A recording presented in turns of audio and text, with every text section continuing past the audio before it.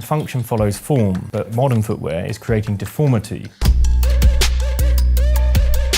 December, I just said, I know what I'm going to do. I'm going to run from Land's End on a great spot. I'm going to do it barefoot. It delivered 100%, the whole experience. I got to see a multifaceted personality from moment to moment. Internal dialogue was just incredible, like the learning, the wisdom. It's beyond a physical thing for me. I just felt like a different being. Firstly, it was to explore physicality, and then the more I could connect to nature, the more I started to feel like I was unraveling this innate system. It got to the point where I could literally run over anything. We live in linear boxes, so every experience is the same. So there's no new sensorial experience within that. Therefore, we're not neurologically rewiring or wiring the brain. We're becoming even more sensory deprived. The sensory deprivation can lead to neurological disease, which might be dementia, it might be anything that can come through that, because you're not in a state of taking on new sensory information. So just getting out into nature, firstly it's just seeing. Nature is forever changing. It's never the same scene. You never put your foot in the same stream. Even the leaves on the trees, nature never remains the same. It's great having climate strikes, I love all this stuff, but how many of those people are actually out in nature, understanding what exactly it is they're protecting? If we stand a chance of survival, it will be if we start to raise more and more awareness for nature to protect it, so that we have something to connect with and save ourselves with.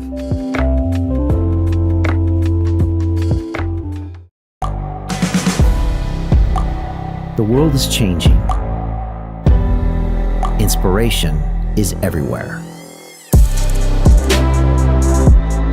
It has never been so easy to connect, share, and bring people together. We're learning from others and finding the best in ourselves. Challenging our beliefs. Sharing our vulnerability. Overcoming our fears. Transforming ourselves so we can transform the world. How far can we go? This is London Real. I am Brian Rose. My guest today is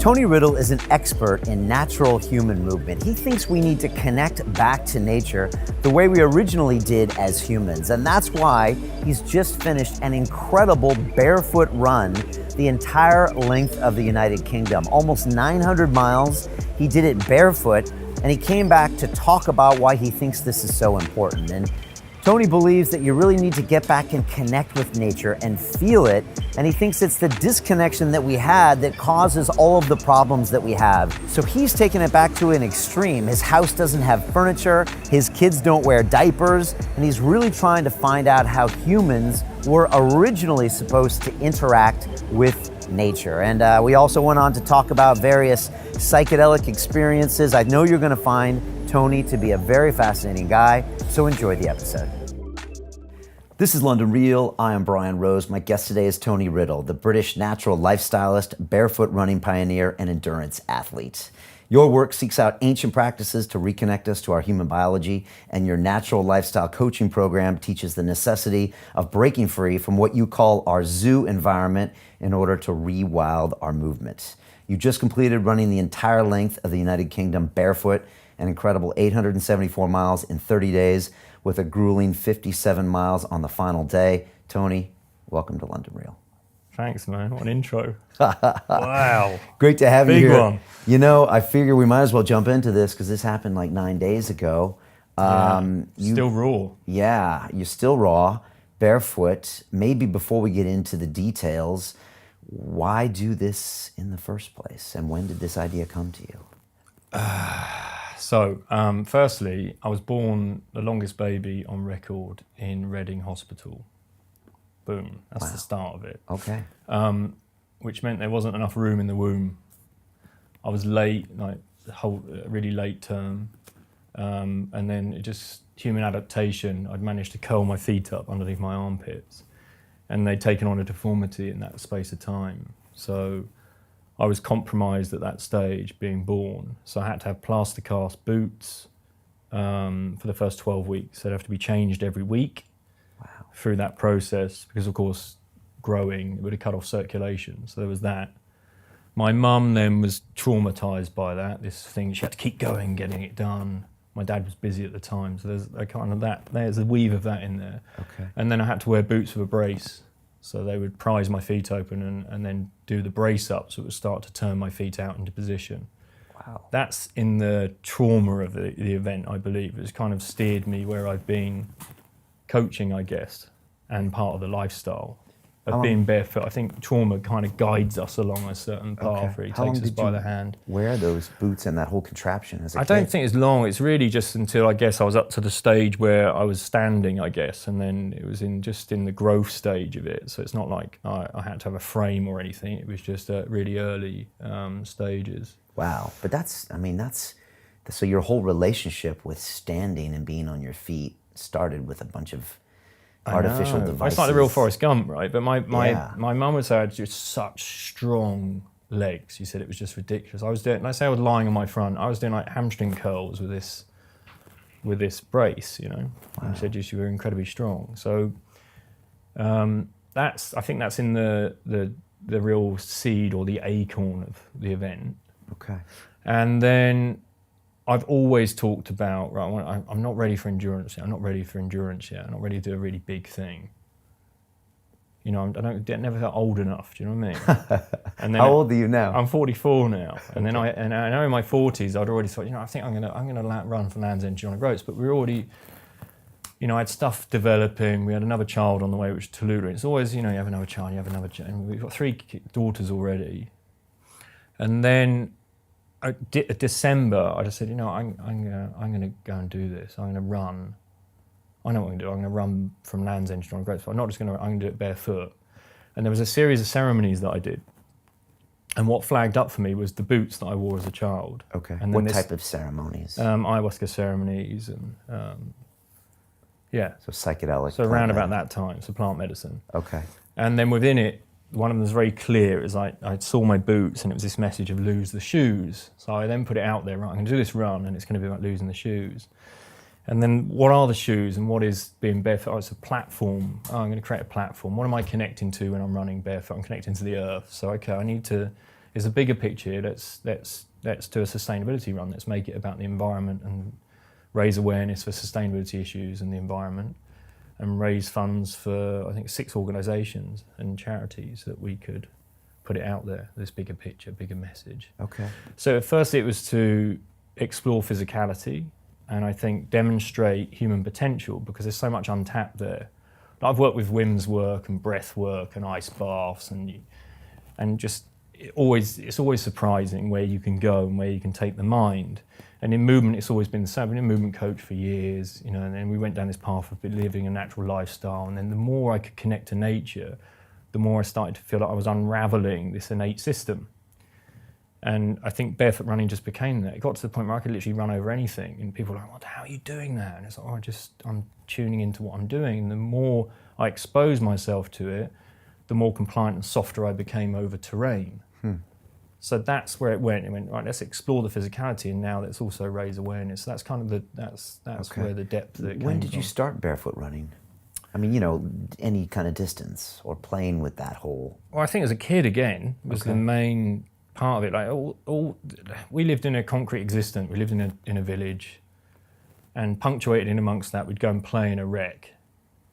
Gravel pits, it was called. We had to, you know, shimmy, we had to get across a bridge. It was like literally get across with your nails and like stepping across a ledge to get across it, with intercity trains blasting underneath. And then we get into nature and it's like, yeah, and we kick our shoes off and we go climbing trees and get into streams. Again, exploring our physicality. So that has always been a connection to me. It's punctuated in amongst a concrete existence, nature. So that's like rewilding in a way to an urbanite experience, which I think is wrapped in what I do again today. And then in my school, again, even on a tarmac playground, I'd be running around barefoot. If we had races, I'd run barefoot. Entering my first 400-metre race, I won clearly by 150 metres. So I always had something. And you did it barefoot? And I did it barefoot. And they let you? And they let me, but that was in really early schooling, on grass, on a grass running track, you know. Okay. And as it started to progress, then it was no longer cool to behave like that, you see. Right. It was now cool to wear Nikes, Air Max. Then it was cool to smoke weed, and it was cool to do this, and it was cool to do that. So suddenly all that stuff about the physicality, or being boys and lads and, you know, and being a tribe, we were being that somewhere else with a different kind of normalized behavior. Right. So that natural connection to nature and thirst to be connected to nature was taken over by a social structure. Exactly. And you wanted to conform like any adolescent does. Yeah. Because that social structure is your lifeline. Back in the old days, that's what kept you alive, really. Yeah. So you kind of put that on hold while you Yeah. became a social young man. Exactly. Okay. Yeah, so that's again where I think I probably started barefoot running. Then years roll on, and I had a Pilates studio. I had 6 practitioners in there, and then suddenly this guy rocks up on the scene around where we were coaching. He was a mentor of mine, which is called Dr. Nicholas Romanoff, who developed a system called the pose method. And the pose method, he discovered he was a track and field coach in the Soviet era. So you can imagine they were like mega film stars, those guys at that point. They were like creating superhumans, right? But he discovered a specific shape that everyone had to go to when they run, which is when the head, the chest and the pelvis is aligned, and the foot will literally land underneath you, and then there was a certain, the pulling leg was underneath the body. So it's like if you looked at a track runner, they're closer to it, compared to say a jogger, which is like heel to toe, head forward, hips back, like a K shape. Right. Whereas all the best runners were really aligned. They were like upright beings, and their foot would always land underneath them, never so far ahead of them. Okay. So when you analyze that, it was like, wow, okay, this stuff's amazing. So he started teaching you about these different running styles. Yeah, he kind of had this pose method, and he'd do his certifications in it. Like you'd have a pose level 1, 2, 3, 4. Okay. We got to level 3, and then he exposed me to a movement system. So pose was never just about running; it's a whole lifestyle thing and a movement system. So I became like one of the 6 people in the world to become a pose movement specialist. Okay. And then you would look at every movement, and you could apply a kind of almost a natural filter to it, in the sense when you understand the posture and the shape that you should be making due to the forces, you would become more efficient and minimize risk of injury. Okay. I was just going to stop you for a second. This is kind of interesting because, you know, last year I did my Ironman 70.3, and I got a swim coach to show me how to swim, which makes sense. Exactly. And I kind of got some tips on how to cycle, and I got the bike fitted to where I was. But it always struck me that I didn't get a running coach. Yeah. And I never got a running coach. It was like, go run, and it was tracked on my Garmin and all that stuff. But I always thought to myself, I should really get someone to teach me how to run. And then I saw your video with Rich Roll out in Malibu. Yeah. The first part when you're at his house, where you're walking through all these different gates, where at one point you're like kicking up your leg and pulling your hamstrings, and you're walking Rich Roll, a guy that's obviously ran some major distances, through all these different interesting techniques. Yeah. And it always made me think, like, wow, that stuff is really interesting, because no one ever taught me how to run. No one teaches anyone how to run. And yet it's really complicated, right? Yeah, well, he connected with it immediately based on swimming. So Okay. Rich was like, yeah, you know what, if this was swimming. And Right. there was almost the same language that was applied to it. Right, because he used to do butterfly, and he kind of So understands he kind of how to... immediately connected to that. And then Right. it's the same, like you want to play golf, what do? You get a golf coach. You want to play tennis, you get a tennis coach. But yeah, running is just seen as, oh, it's a natural thing. Right. But it is a natural thing to natural beings. So if you grow up in a tribe of influence, I call them a tribe of influence. So the tribe is who you observe the behaviors that become your behaviors. That's the normalized stuff. Like me in my childhood, going to nature, and then suddenly what was normalized later was smoking weed and wearing Nikes, right? Whereas the tribe of influence that you grow up in, if they're all natural born runners, born to run, like the Tarahumara or the Hadza, persistent hunters, they all run the same. And the characteristics are, they have amazing posture and physiology. They have a pulling cycle, and they spend minimal time on the ground, which makes them more efficient, minimizes the risk of injury because they're not exposed to forces for so long. But it also means the muscles and the tendons understand their role within that biomechanical system. Yeah, so almost like the muscles and tendons are almost slave to the biomechanical shape, the pattern that we offer, right? Does this pattern look like, I know the Ethiopian runners have a very, certain type of gait in the way they run. Is that even more different than some of the tribes you mentioned? Yeah, again, if you look at remember so hearing Nicholas's pose method is almost like it's textbook, right? So it's like a textbook thing. And what will mess it up is a sedentary culture. So if you sit for periods of time like we are now, right? If you don't then unravel that posture by doing something that would return it back to you being bipedal, we would be walking in a different sling system or biomechanical system because we've been sitting, right? Okay. So that would mean our hips are stagnant, right. Our head position slightly forward. If you then walk or you run with your head forward, because of the weight of the human head, you have to put your foot out further in front of you, otherwise you fall over. Gotcha. So jogging is very similar to that. So most people when they're jogging, you see their head chasing. It's like the head's forward, the hips shoot back, and the foot lands ahead of them. Okay, that's and then that the other K. leg. Yeah, and it's like the K, but jogging's almost like, it's a hybrid movement, somewhere between running and walking. Okay. So one characteristic, one thing that will compromise it is the sitting. And the second one is simply compliance, like rubberized footwear. Okay. Right? So in the foot, one foot is 33 joints, 26 bones, 100 muscles, tendons, and ligaments, and up to 200,000 receptors, which is the equivalent of what you have in your hand. We just tuck them away, right? So if you were to then, Brian, if you get a piece of paper and you put your foot on a piece of paper and you draw around it with a black marker pen, you should hope that the toe box, the toe area of your foot, is wide and the heel is narrow. If you were to get your footwear right now and you put that on a piece of paper and you draw around it, the heel is now the wider part and the toe box is more narrow. So if you imagine function follows form, but footwear, modern footwear, is creating deformity because it's getting all the toe box of the toes, squashing them in place. And then you understand forces. So we then take, in running, 2 times your body weight in ground reaction forces. So what happens when you add more force to a muscular structure? It gets stronger in the adaptation to do with the forces, right? Okay, yeah. So if you shape it like this, you make it stronger in that shape. So that's the foundation of your superstructure. That's the first stage with compromising running shoes. They're too narrow in the toe box. Okay. The second stage is the rubber itself dumbs down the transient impact or the signal that your movement brain should get to tell you which shape you need to make due to the forces, which Gotcha. is kinematics in a way. Kinetics is the forces, kinematics are shapes that you make due to those forces. Okay, all right.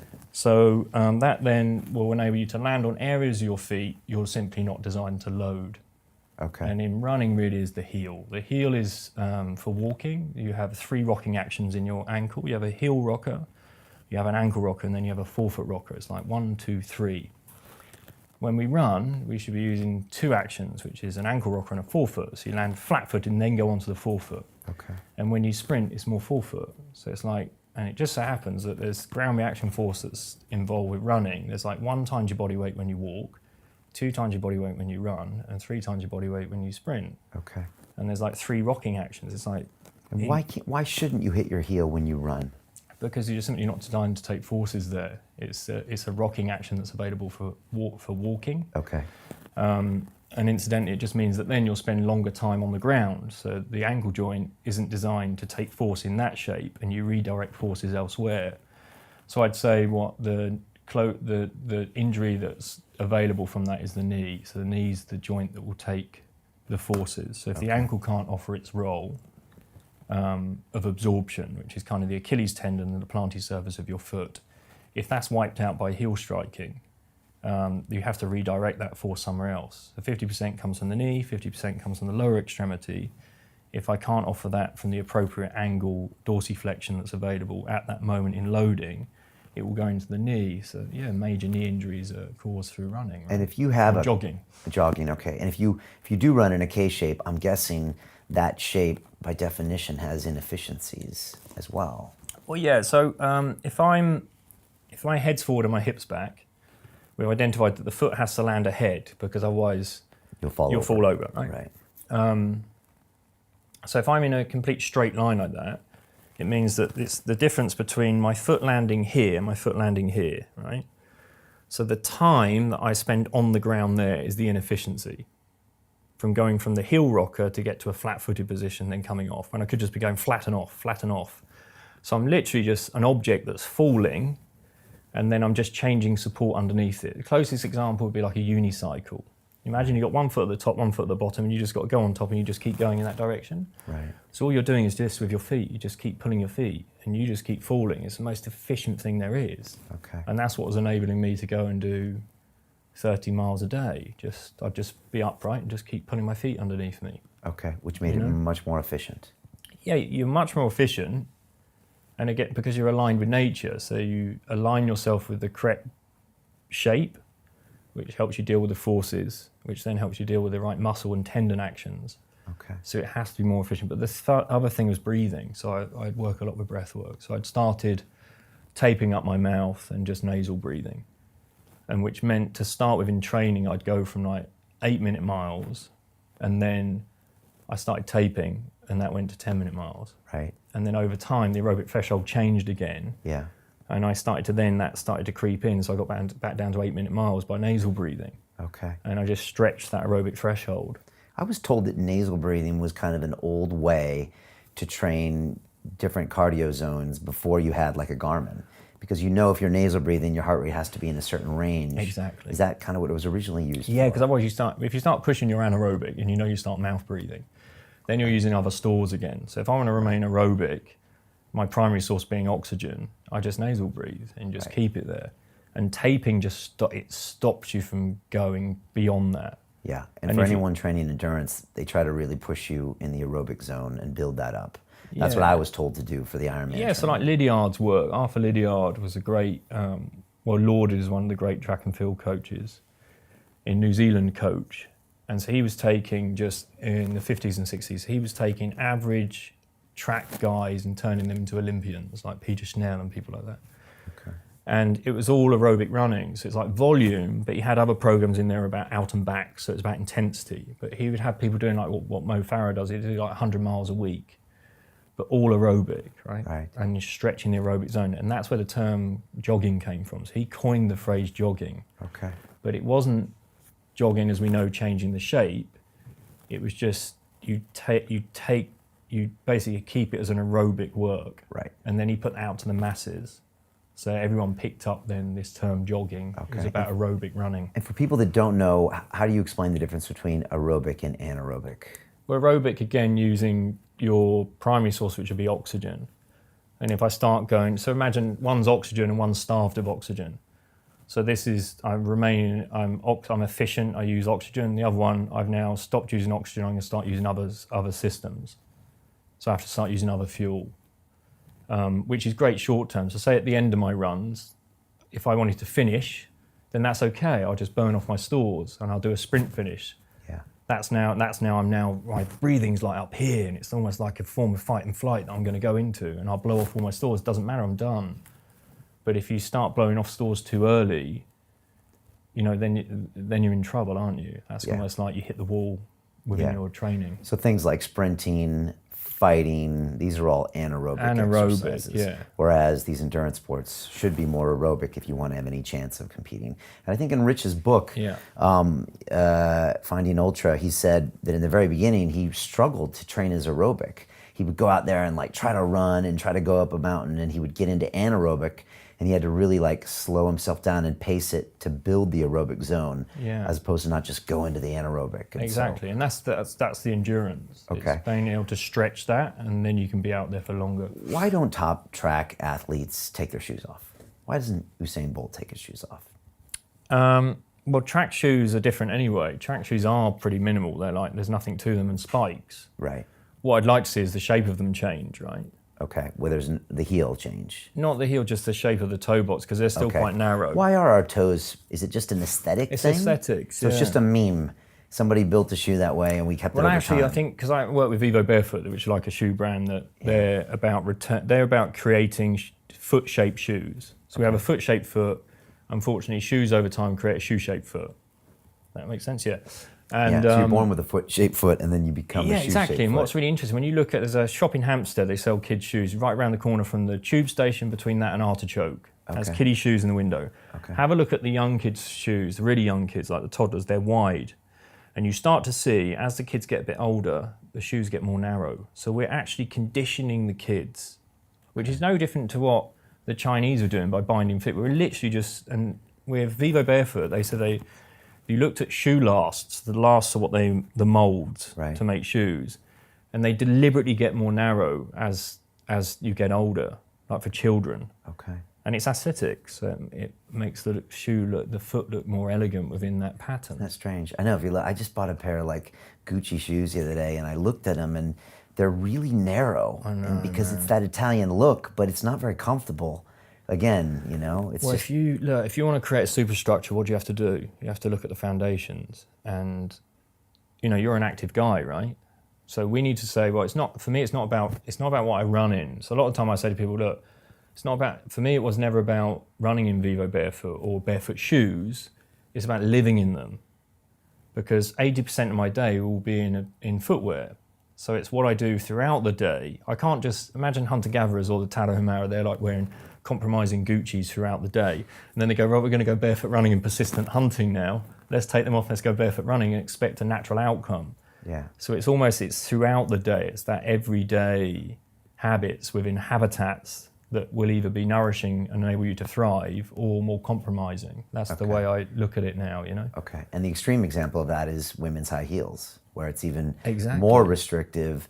Calf muscles aren't working. I mean, Absolutely. I mean, my missus, she'll want to wear her heels for about 20 minutes. It's over. It's crazy though, isn't it? Yeah. But again, that's what's normalized. Yeah, that's right? what's normal. So for people listening to us, I mean, a lot of people listening probably enjoy a run every now and then. Yeah. What's the most important thing they need to know about all of the IP you're talking about here, especially if they want to learn more or try something new, or try to normalize their feet, whether it means running or anything. Is there something you have your students do? Yeah, there's a system called toga, which is like toe drills, yoga, foot yoga. And that's about understanding the leverage and balance points, loading points of the feet, and getting that toe that's been pushed into a shoe shape, the great toe, and bringing it out slightly. So the great toe is like 4 times denser, thicker than all the other little toes. Okay. So it's designed for load and pivoting. So we need to get it out slightly in line for where it should be. And if you look at a natural foot or a wild foot, or my feet, for instance, that big toe is in one straight line. It doesn't have it doesn't deviate. Beyond that is to just keep the mobility and strength within the feet. So as often as you can, just get your shoes off and start moving them, playing with them, and falling back in love with them. And and understanding that, try and use a keypad with rubber underneath your hand and your fingers pulled together. You can't, but again, there's the same mechanics in the feet. So it's understanding that, if we start to mobilize them, rewild them in that sense. There's tutorials I have that we can put some links in for stuff like that. Yeah. What about going barefoot? We have a mutual friend, Timothy Sheaf, and he took me up to Mount Snowdon about a month ago. And of course, he picks me up at the train station barefoot. Yeah. He used to roll up to my studio back in the day barefoot, on the tube barefoot, walking around London barefoot. Do you do that? Do you encourage people to do that? Or is that an extreme? I think, for most, it raises too many socially extreme eyebrows. 30 feet and it just... No, I go wherever. If I feel like being barefoot, I'll be barefoot. But at the same time, you might as well wear a footwear that's a barefoot design, that's wide enough in the toe box, that has a casual, smart wear, training wear. It's never the same as being barefoot, but you have to remember that what I discovered on my run, see, as much as I promote being barefoot and I love barefoot running, there's debris, there's stuff from the zoo culture that doesn't exist in nature, right? So the glass and the God knows what else that's sometimes out there. You split your foot open, didn't you, on your run? And if you, and you know what? It's never on that's the road and the tarmac. I do that all day.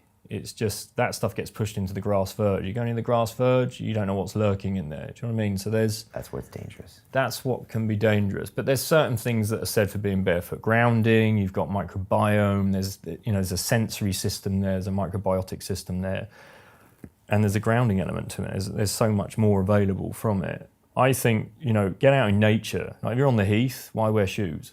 Yeah. There's no debris around that place. That's like around the bins maybe. Yeah.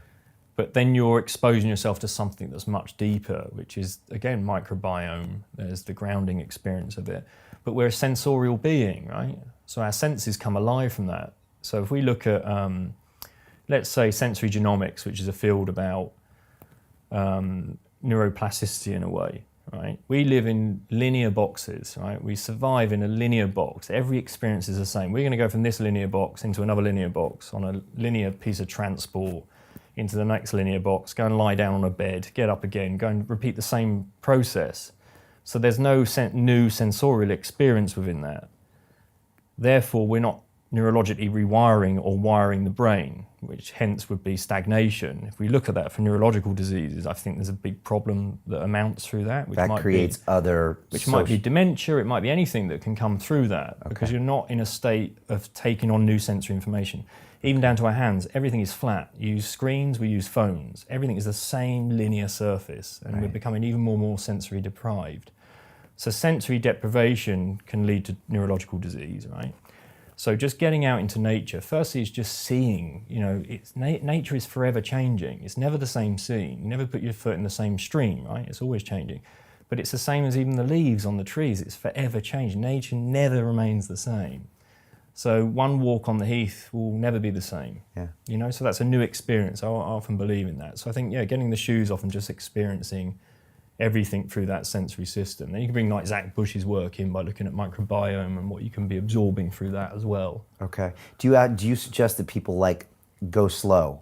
So I'm on the heath every weekend, but I'm in my shoes. Yeah. So I can't, if I just throw them off and go a mile on the heath, are my feet going to get all busted up and am I going to be tiptoeing along? Or should I start with a couple hundred meters and then do another 100 the next weekend? Or should I just dive all the way in? The really interesting thing would be for someone to blindfold you, right?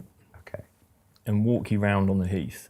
That would be interesting. Because you take away the visual aspect, which just looking at the ground, right, is enough to create that kind of experience, which creates more tension. Okay. So imagine if there's rock and there's you, who gives, rock or you? I guess it's me. It has to be you, right? Yeah. But the visual stimulation of that rock, if there's spikes or something on it, will create more tension. So instead of you giving, you start to become hard on hard. Therefore, it hurts more, right? On top of that, the average foot, because it's been contained within a shoe shape or has rubber underneath it, because of the rubber, you actually become the stiff component. So if you were to wear a conventional running shoe that's soft, and you went for a walk on hard surface, the hard surface is hard, the rubber gives, and you become stiff above it. There's the compliance and stiffness within it. So when you take that rubberized footwear away that you've been conditioned into, domesticated into, there's a process you have to go through to be able to understand how to become compliant again. And I think that becomes breathing, mindfulness, maybe choosing terrain to begin with grass and impacted earth. And then tarmac's really lovely. Tarmac is really surprising. A really smooth bit of tarmac. It's beautiful to walk on and run on. Yeah. And then you learn how to become compliant again.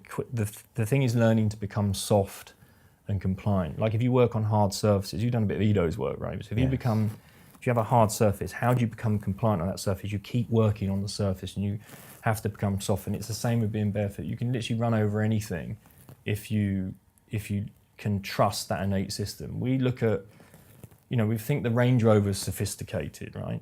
Oh, it can calibrate, we can work, the suspension can change over anything. Okay, go and run on sand, go and run on concrete, go and run on mud, go and run on any trail, and we have a far superior suspension system available. Once you surrender to it, or you understand how to rewild that kind of nature, that innate stuff, I think it's, we have so much that human potential, it's untapped, right? Yeah. So I think you have to go through a process, which for me is always, I call it rewilding, right? It's how do we get from that stage to that stage? I think first one would be firstly is the rewilding exercise, a toga for the feet, wear barefoot footwear to allow your feet to open up, everyday wear.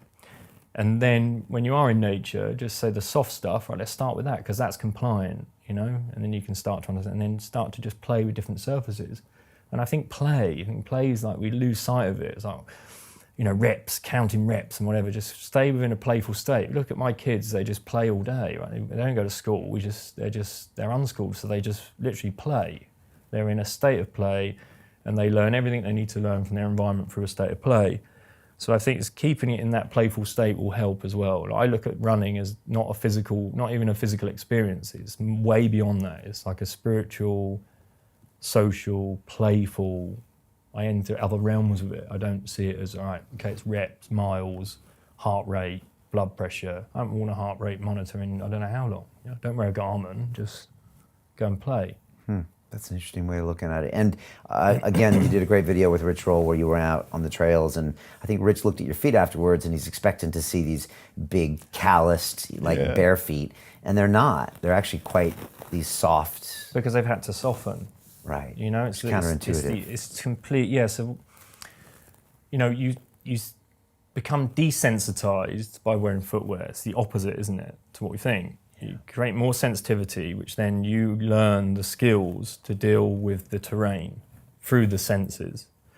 And so even now, like my feet have developed through that run, there's like pads. They become like jelly. And there was a moment when between the big toe and the second toe started to wear a bit thin. And then you see a bit of the blood vessels, and it wasn't looking great. But again, the adaptation again, it's like a whole new pad, and it's soft again, and the feet just heal very quickly. You know, but it has to be again. I think it's exposure. You have to expose them, right? Okay. And so, just to talk about this run, you had never really done anything like this endurance-wise before? Well, I was in the military, so we did a fair bit, but not to this degree. No, Okay. this was kind of like, right, this is what I'm doing. So it's all mind for me. It was like, I had to commit to doing it. Ross would have said, you know, right, like Ross said, you know, naive enough to start, stubborn enough to finish, right? Right, this is Ross Edgley who swam around the UK. So people would say to me, you know, how do you think it's going to be? You're not worried about anything? No, I'm not worried. You know, It's a marathon a day for 30 days. More than a marathon, right? So I've been working on my physiology, my technique's down, I've got really strong form. I'm not concerned about the physicality, I'm more concerned about the itinerary, the logistics of it, right? Okay. You know, being where we needed to be, accommodation, my wife and kids are traveling with me. Katerina's like 8 months pregnant. It was like, oh my God, we've got to get all this right. But were you running a lot before you did this? Or were you I trained a fair bit for it because and the seed kind of was planted in December. So come already January, I was just going out. I'd start from our house to Regent's Park running track was 2.5 miles. 10 laps to Regent's Park, it's a small track, that's 2.5 miles. A lap of the outer circle, Regent's Park, is 2.5 miles. And I'd run home 2.5 miles. So I'd do that barefoot, right? So that was like 10 milers. So I was doing 10 milers and I'd get to 100 miles a week. So I was putting in 100 miles a week, going on half a Lydiard stuff. Then I'd do out and back. So I'd go out and I'd get back in a certain time, try and get back in the same time. Okay. And then it became, right, I do 10 miles, I'll pause, I do 10 miles. So I trained everything into 10-mile segments. And that's how I set up the run. I basically just said, right, I'm just basically going to run 10 milers. I'll do 10 miles, I'll pause, a little bit of fuel, go and do 10 miles. A little bit of fuel, go and do 10 miles. But I also, because I wanted to make this run about sustainability in the environment, I then set up interviews with sustainability experts, right? Podcasts. So I thought I'll start a podcast. This is the platform to do it. Not really appreciating the level of what you have to do to hold space for an interview, right? To be present in that moment after doing 20 miles. It was mainly 20 miles. And some of the days I had to run 20 miles flat rather than my 10 milers to get to a point to be able to sit down and get the mics out. Okay. So there was, you know, there was a fair bit going on. So were you trying to podcast every day or every few days? No, we lined it up so there were certain, if some of them didn't work out, there was a few that just didn't work. It just wasn't happening timing-wise. But we recorded a fair bit of content there. Okay. And then James, who was supporting me, was basically recording the content, and then he put it out. So it was... Okay. What was the biggest realization or observation from doing this? Was it tougher than you thought it was? More doable? You know, where were you at 10 days? Where were you at 20 days? And where were you at 30 days? So there were moments in it. There was day 4 was an interesting one. I was expecting it to happen, but maybe not so soon. Was the moment, the realization when you wake up and go, oh, that's what we're doing today. Like, everything was just perfect. It was like there was nothing to it. It was like, oh my God, this is great. And I felt like I'd become the process. So I have this saying, which is trust the process, respect the process, be patient whilst in the process. And when you finally figure out that it's all process, just be, right? That's all we need to do, right? Yeah. And it all came together. So what I did I then grabbed my phone and I shoved that out into the world on Instagram stories, right? So what did I do? I stopped being the process, right? Okay. And I'd immediately gone from being in divinity of like, I'm the process, actually feeling it and just going, right, I'm now become the run, to dictator, right? That was the moment for me. It's like, yeah, look at me, everyone. I've suddenly become the process. Right. And there's only one way to go from that, and that's the victim. So a thorn entered my heel, like within minutes of that exposure. And it went right in the medial part of my heel, which then it was so painful. I couldn't get it out. So it meant I started to load the outside of my foot. When you understand the behavior of the foot, and we know that the big toe is 4 times denser and thicker than all the other toes, which is the smallest? The little toe. And I'm loading the outside of my foot. So 120 miles later, my foot starts to balloon on my left side. It starts to look quite inflamed. And I'm like, oh shit, this is a moment. So this is like, we're at day 8 now. And my right side, it had overcompensated for the left side. So the pad got really thin. And it almost got to the point where I felt like I couldn't put my feet on the floor. It was too tender. And this realization of, oh shit, this could be over right now. We're only on day 8. Never planned it. There's no way I thought this would happen, because my physicality was strong, my technique was down. I'd just become the process, right? All this stuff was lined up. And what's going through your mind? I mean, adversity. It's like the true level of adversity. Everything, my whole philosophy and everything I talked about was now on the line. Right? So is the ego in play here? The ego's in play the moment I've gone from being in divinity, being the process, to being the dictator. But is the ego in play a little bit when you say, I'm going to go do this in 30 days? I mean, at some point you have to now do what you say, and people are going to potentially judge you and all your work on that. Yeah. So that's also being a little out of the process. Well, it is a little bit out of the process, but there was an honest belief system within it. Do you know what I mean? It was a belief of... But it does raise the stakes. I can do this. There's a belief that I had so much... I would have put, I put money on it. There's so much within me that said, I am this process. This is what I'm going to be doing. And I just never in my wildest dreams thought that in all the barefoot running I've done, I've never had like a thorn like that in my heel. It was just that, it was perfectly timed. It was everything it needed to be. Okay. And I arrived back home and my kids are there, and it's the first time Millie saw me crying. I had a proper sob. I was like, oh my God, this is like, and it was like the end of me at that moment, when you go into that real dark, and I call it the pain cave. And I went into the pain cave, and I always say like, there's a grizzly bear at the back of the pain cave, and the grizzly bear's really wise, and you sit down with them and you get the most profound lessons in adversity. People are so fearful of it, but it's the place to go, because you learn so much about yourself. Or what I discovered is just process. Again, it's just about, I have to get back into being the process. So in this particular moment in time, the pain cave was my process. And then my daughter Lola got me out of it, and she said, you're not going to quit, are you, Papa? And it was enough to go, okay. Well, she came in the cave and she just took my hand, she pulled me out. Did the grizzly bear say anything to you? I was just cool with that. It just brought me out into the light, Okay. The dialogue I had with the grizzly bear was, the grizzly bear said, you're far more powerful than I am. You have a choice. You can go in and out the cave. I'm stuck back here, So it's basically, we have all the tools we need. So I then went into the stuff I know, which is the breath work, the meditation, and was to get my mind into the process of what was healing, rather than, oh no, what if I can't do this? Okay. So it's a change. It was just the flipping of the switch. Okay. Of understanding what it is I needed to do. So that was all in the first week. All right. Okay. Yeah. So you pushed through that and got back to a normal gait? Yeah, I did. We took, I think, 2 days out for that. Okay. And then I had to make up the mileage. So we then started to do extra mileage each day. So I then went back on, it's back out on the road after that. Second week again, I started to feel amazing. What I started to see was the process and the path. And I understood procrastination and time. So we would get up in the morning, and we were always living in a location for 4 days. So my Katerina and the girls wouldn't have to keep moving every single day, we would be 60 miles each side of a location. But because of this 2-day blip, it meant that we had to really work to get back to start to build the mileage in again to get closer to what was the accommodation.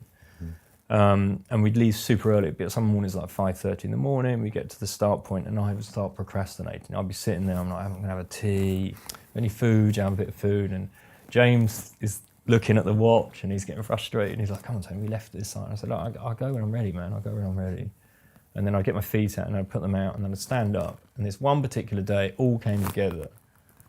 I walked across the road and there was a farm across the road. James had driven off. I'd spent probably an hour going through this, what I thought was just procrastination. And then the farmer's suddenly there waiting for me. And he's like, oh, what are you doing? So I start to explain. We spent half an hour talking again. And I have no concern with time at this point. He said, whatever, I'll do the 30 miles whenever. And he said, where are you heading? And I said, oh, here's my coordinates, here's the next 10 miles. I don't really know, to be honest with you, I just get sent these 10-mile coordinates and that's where I know I'm running to each stage. Oh, there's an amazing Tibetan monastery up the road here. Have a look at it, it's 9 miles up. Now, had I not procrastinated, that farmer would not be there. I wouldn't have gone to the Tibetan monastery. And then day by day, I was seeing things like that because, again, I started to go into what was the process of the event rather than domesticating myself into time, right? I need to be here at this particular time, I need to leave at this time. And the more and more I let go of that and surrendered to the process, the more and more things I got to see, the more and more people that were available, and the more and more people were available when I needed them to be there. And the conversations were available when they needed to be there. To continue watching the rest of the episode for free, visit our website londonreal.tv or click the link in the description below.